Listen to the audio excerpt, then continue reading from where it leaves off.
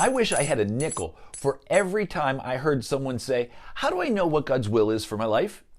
To be honest, that was a question that I've asked many times in my life too.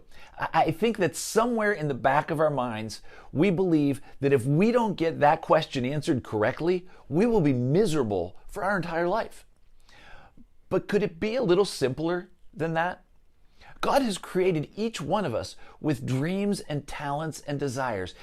To be sure, our sin nature corrupts all of those. But if we are pursuing God, I believe His Spirit directs us in the way He wants us to go, in the way He's created us to go. I also believe that if we are pursuing God daily, the big life questions tend to take care of themselves. I think God is more concerned with how I live my life each day than what my career path is.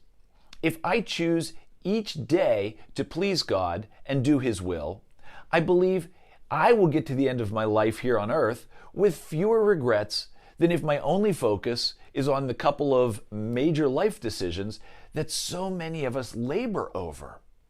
Now, I'm not saying that major life decisions aren't important or that we should take them lightly, and I'm certainly not saying that we shouldn't pray about them, just that we should also recognize the importance of living each day for God.